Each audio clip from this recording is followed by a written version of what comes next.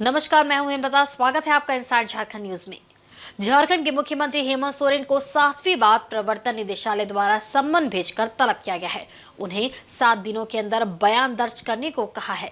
साथ ही 2 दिनों के अंदर ऐसी जगह बताने को कहा गया है जो उनके और एजेंसियों के लिए उपयुक्त हो। ज्ञात हो कि प्रवर्तन निदेशालय के सम्मन के खिलाफ मुख्यमंत्री हेमंत सोरेन सुप्रीम कोर्ट का दरवाजा खटखटा चुके हैं, जहां से उन्हें झारखंड हाईकोर्ट जाने को कहा गया।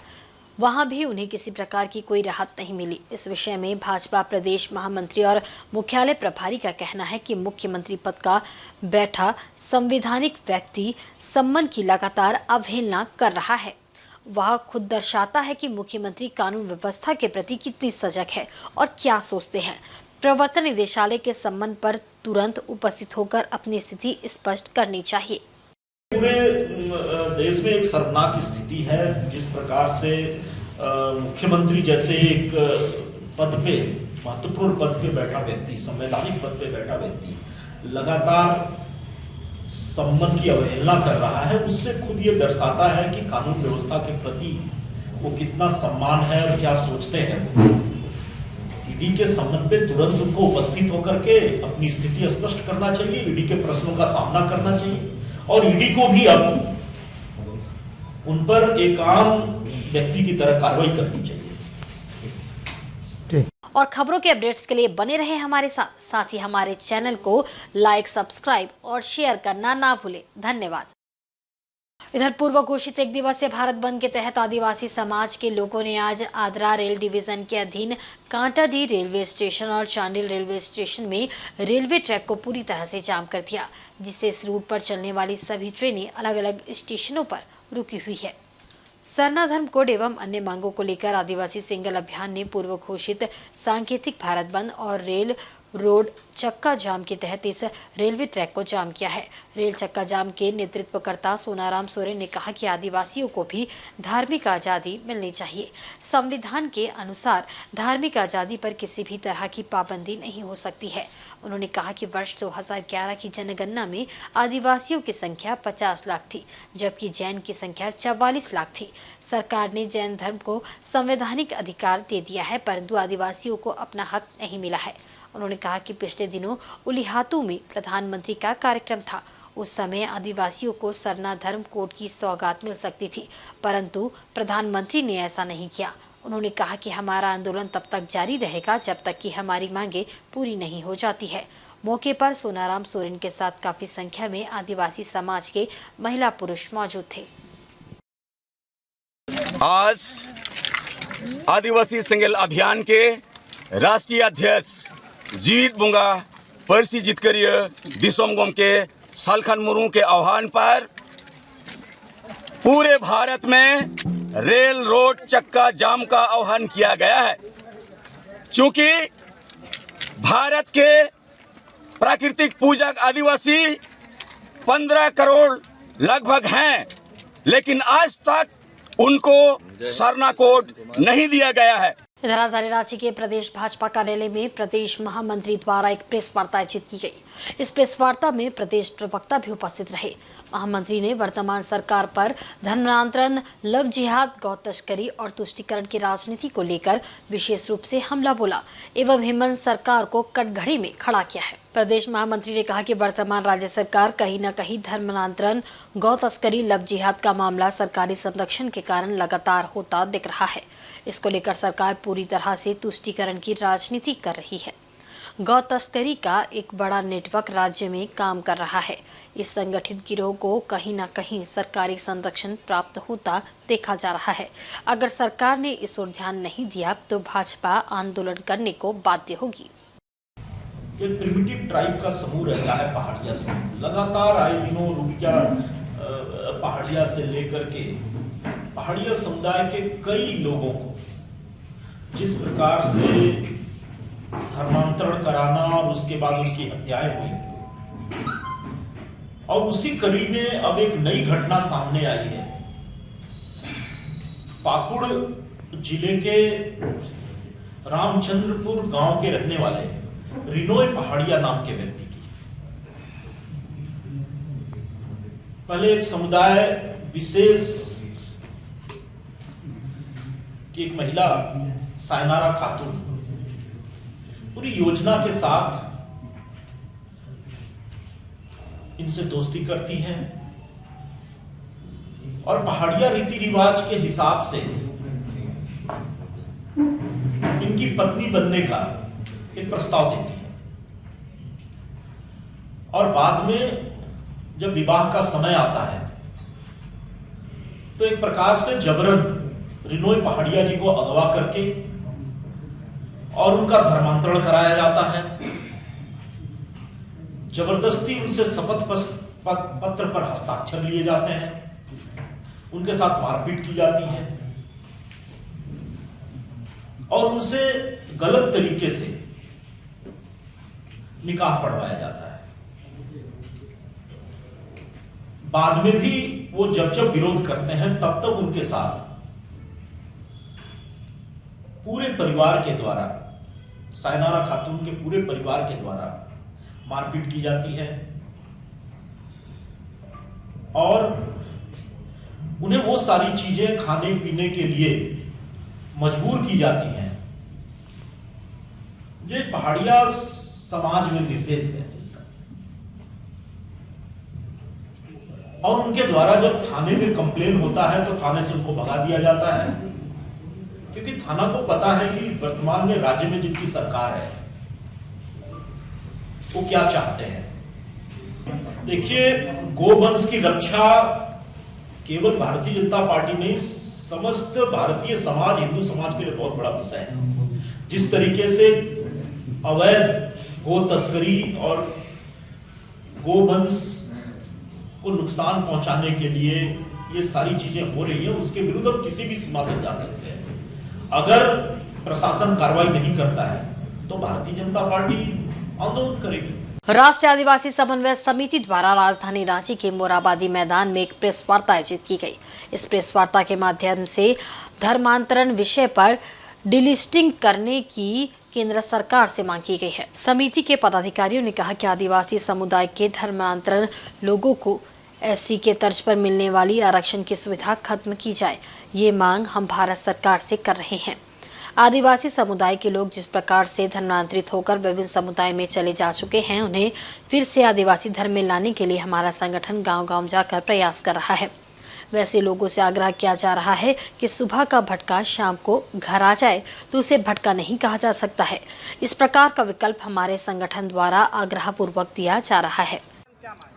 इसका मूल कारण यही है कि 45 लाख ही लोग जैन लोग हैं और उन्होंने जैन धर्म सब लोग लिख दिया, लेकिन हम 15 करोड़ इस देश में हैं तो हम अलग अलग हम लोग जो है सरना यहाँ जरूर देश में 50 लाख लिखा है, मध्य प्रदेश और छत्तीसगढ़ में 10 लाख लोग गोंडी धर्म लिखा है, संथाल लोग बंगाल में 5 लाख लोग सारी धर्म लिखा है। तो इसी को एकजुट करने के लिए 27 जनवरी को दिल्ली में गांधी पीस फाउंडेशन में सरना धर्म गुरुओं का, हमारा जो गोंडी धर्म गुरुओं का, सारी धर्म गुरुओं का वहाँ आमंत्रित किया गया है और एक नाम पर सहमति बनाने का प्रयास जो है हम लोग 27 जनवरी को रखा गया है। मूल धर्म है उसको कैसे सुरक्षा किया जाए और तमाम जो है धर्मांतरण किया जा रहा है आरएसएस के द्वारा, ईसाई लोग के द्वारा, उसको कैसे हम लोग रोकेंगे और हमारा मूल धर्म का सरना मसना जो है हमारा पहनाई ज़मीन, महत्वाई ज़मीन, पूजार ज़मीन, इसको कैसे रक्षा करेंगे, यही हम लोग का मूल उद्देश्य है। इधर भारतीय जनता पार्टी महानगर की ओर से भाजपा कार्यालय के बाहर हेमंत सरकार के 4 साल के वादा खिलाफी का पोस्टर लगाकर प्रदर्शन किया गया और नारेबाजी की गई। भाजपा महानगर अध्यक्ष गुंजन यादव ने कहा कि झारखंड में हेमंत सोरेन के नेतृत्व वाली झामुमो कांग्रेस और राजद की गठबंधन सरकार ने अपने 4 वर्ष पूरे कर लिए हैं। पिछले 4 वर्षों में एक और राज्य की जनता ने जहां अराजकता, कुशासन, भ्रष्टाचार एवं अक्षम शासन को देखा है, तो वहीं दूसरी ओर राज्य ने एक ऐसे विश्वासघाती मुख्यमंत्री को भी देखा है जिसने युवाओं, किसानों, महिलाओं एवं आदिवासियों, दलितों, पिछड़ों के हितों पर लगातार प्रहार कर सिर्फ सत्ता संरक्षित भ्रष्टाचार को बढ़ावा दिया है। देखिए, लूट और झूठ की सरकार, फाइल फोल्डर और बॉस की सरकार, हेमंत सरकार का 4 साल पूरा हुआ है। हेमंत सरकार को शर्म नहीं आ रहा है, इस 4 साल का पोस्टर लगाए हैं, 4 साल बेमिसाल। हम लोग कहते हैं लूट और झूठ के 4 साल। ठग बंधन माला माल झारखंड की जनता बदहाल। आप भी देख सकते हैं किस प्रकार झारखंड के खनिज संपदा की खुलेआम लूट हो रही है। गिट्टी चोरी, बालू चोरी, कोयला चोरी के साथ साथ झारखंड में विकास का कार्य ठप है। यह प्रदेश हो गया है जहां पुरुषों को विधवा पेंशन दे दिया जाता है। यह ऐसा प्रदेश हो गया है जहां स्वास्थ्य व्यवस्था दम तोड़ रही है। यह ऐसा प्रदेश हो गया है जहां कोर्ट में वकील सुरक्षित नहीं है। यह ऐसा प्रदेश हो गया है जहां जज सुरक्षित नहीं है। और तो और हेमंत सरकार को मैं कहना चाहता हूं कि आपके 4 साल हुए हैं, झारखंड की जनता को आपने 4 साल में सिर्फ और सिर्फ ठगने का काम किया है। झारखंड की भोली भाली जनता को आपने पहला फुसला करके उनका मन जीत करके उन्हें ठगने का काम किया।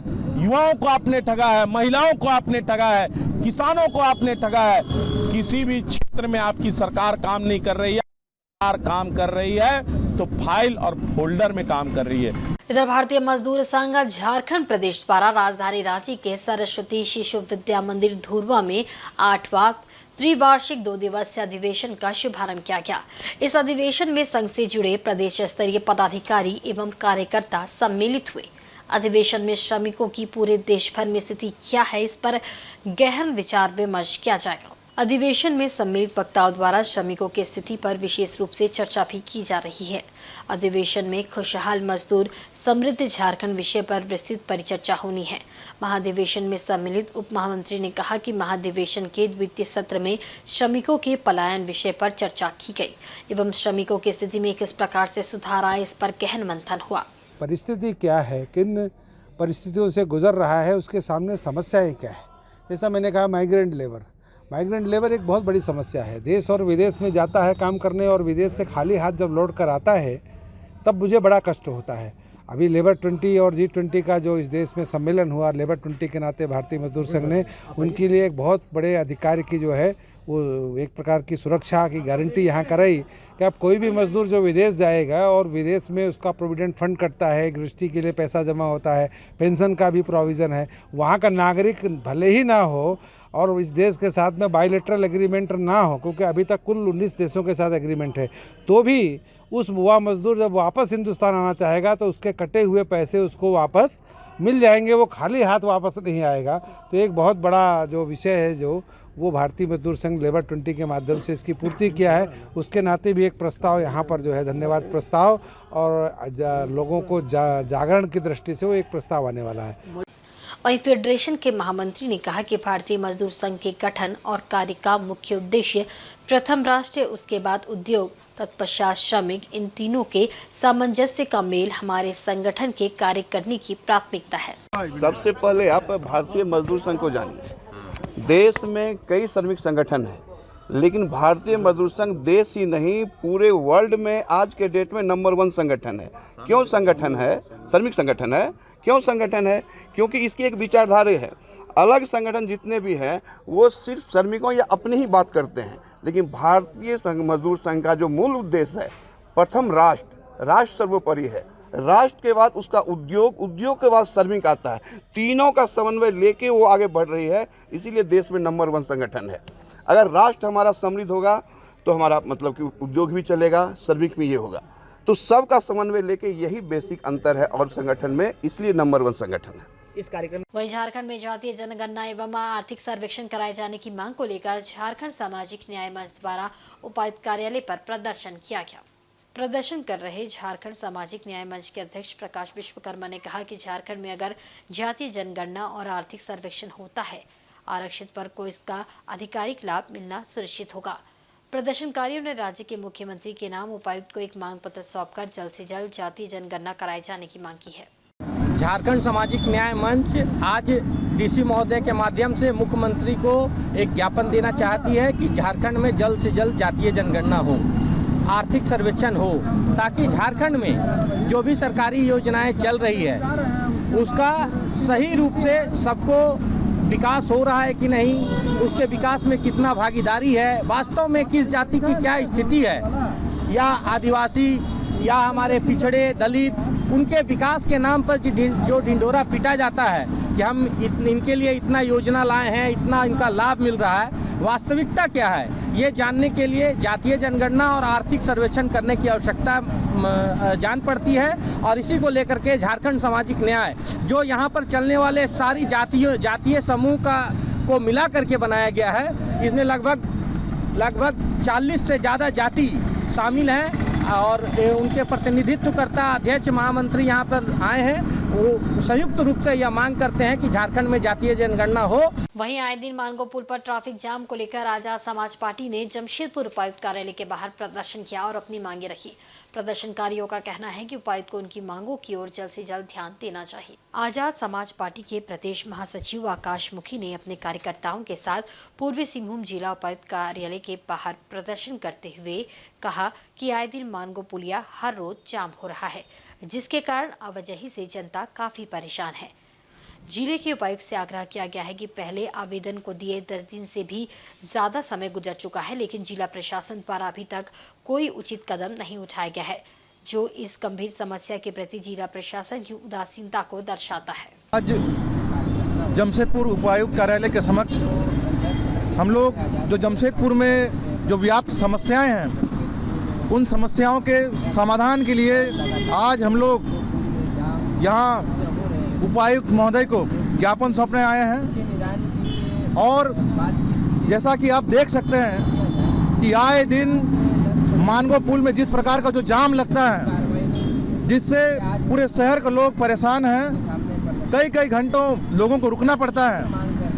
और इस समस्या को लेकर के पूर्व में भी हमारी पार्टी द्वारा एक पत्र सौंपा गया था उपायुक्त महोदय को कि समस्या का समाधान करें, लेकिन अब तक जो हमारी मांग थी उस मांग पर अब तक किसी भी प्रकार की जो पहल है हम लोग नहीं देख पा रहे हैं। तो हम लोग मांग करते हैं कि यथासंभव जो मानगो पुल का जो जाम का जो समस्या है उसको समाधान किया जाए और जनता को इस समस्या से निजात दिलाने का काम किया जाए। जमशेदपुर के पोटका स्थित हल्दीपोखर से पूर्व दिशा में 25 किलोमीटर दूर स्थित हरियाणा का मुक्तेश्वर धाम में भोलेनाथ की पूजा के लिए बिहार और बंगाल से काफी लोग पहुंचते हैं। नव वर्ष के मौके पर यहां काफी भीड़ लगती है, क्योंकि पूजा अर्चना के साथ लोग पिकनिक का भी आनंद उठाते हैं।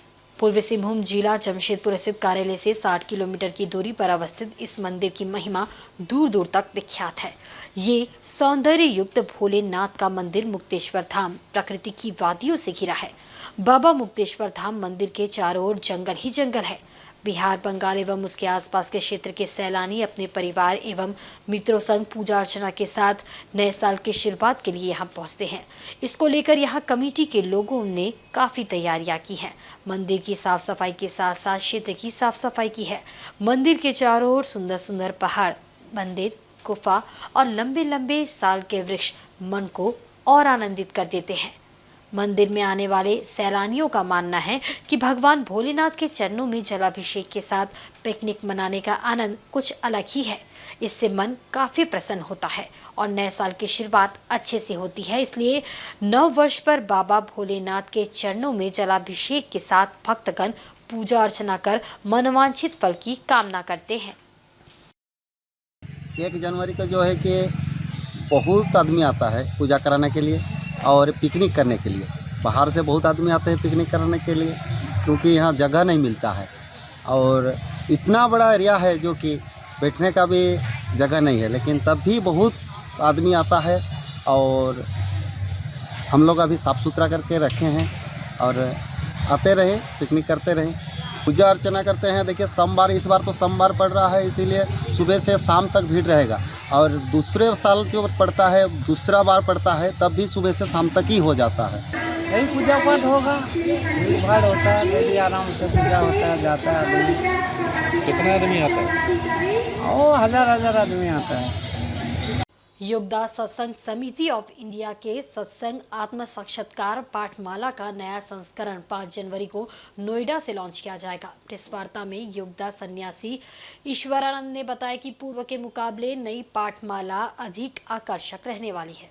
पूर्व में ये पाठमाला जहां अंग्रेजी में थी तो वहीं अब इस पाठमाला को हिंदी में भी लॉन्च किया जा रहा है। इसके साथ ही ये पाठमाला डिजिटल में भी उपलब्ध रहेगी। स्वामी गिरी ने बताया कि हिंदी ऑडियो और वीडियो सामग्री भी इस पाठमाला में शामिल रहेंगे। जहां पूर्व की पाठमाला 128 पाठ की थी, जिसे प्राप्त करने में 45 माह का समय लगता था, तो वहीं अब नई पाठमाला की मूल प्रतियां सिर्फ 18 पाठ में ही उपलब्ध होगी, जो सिर्फ 9 महीने में ही पूर्ण हो जाएगी। योगदा सत्संग आश्रम की उपलब्धियों को गिनाते हुए गिरीश स्वामी ने कहा कि योगदा सोसाइटी समाज की सेवा में भी हमेशा तत्पर रहता है। इसी वजह से योगदा समिति द्वारा रांची में एक अस्पताल भी चलाया जा रहा है, जहां इस वर्ष अब तक करीबन 23,297 रोगियों को स्वास्थ्य लाभ दिया गया है। 12,720 नेत्र रोगियों ने ओपीडी में नेत्र संबंधित स्वास्थ्य लाभ लिया है, तो वहीं 1430 नेत्र रोगियों के आंखों का ऑपरेशन भी किया गया है। उन्होंने बताया कि अस्पताल में निःशुल्क दवाइयां भी दी जाती है, साथ ही साथ पैथोलॉजी जांच की सुविधा भी उपलब्ध कराई जाती है। उनका आविर्भाव दिवस यानी जन्म दिवस हम मनाते हैं 5 जनवरी को, तो अगले साल 2024 में 5 जनवरी को हमारे नोएडा आश्रम में उनके जन्म दिवस पर हम एक अपना प्रकाशन लॉन्च करने जा रहे हैं, उसका विमोचन करने जा रहे हैं। वो है हमारे पाठ जो हैं योगदा सत्संग आत्म साक्षात्कार पाठमाला। ये पहले अंग्रेजी में इसका प्रकाशन हो चुका है, इसका हिंदी अनुवाद अब 5 जनवरी को इसका विमोचन नोएडा आश्रम में होगा। तो यही खबर आप सबके साथ हम साझा करना चाहते थे। साथ में हम ये भी आपको बताना चाहते थे कि इसमें इसका महत्व क्या है, ये पाठ जो हैं ये क्यों महत्वपूर्ण है और हमने आप सबको क्यों बुलाया, ये सब क्यों समझा रहे हैं। वो इसलिए कि ये जो पाठ हैं ये परमहंस योगानंद जी की जो ज्ञान संपदा है उनका एक प्रमुख अंग है, बल्कि ये कह सकते हैं कि सबसे प्रमुख अंग ये पाठ है। परमहंस योगानंद जी ने अपने जीवन काल में बहुत कुछ लिखा, बहुत कुछ बताया अपने प्रवचनों के माध्यम से, लेकिन उन्होंने कहा कि मेरी जो शिक्षाएं हैं, मैंने अपने जीवन में जो भी सिखाया है, उन सब में से अगर कोई चीज़ मैं सबसे ज़्यादा महत्वपूर्ण मानता हूँ वो हैं ये पाठ। और इन पाठों को उन्होंने नाम दिया लेसन्स इन सेल्फ रियलाइजेशन यानी। और आज के बुलेटिन में बस इतना ही। कल फिर हाजिर होंगे कुछ नई खबरों के साथ। तब तक देखते रहें साथ झारखंड न्यूज़। नमस्कार।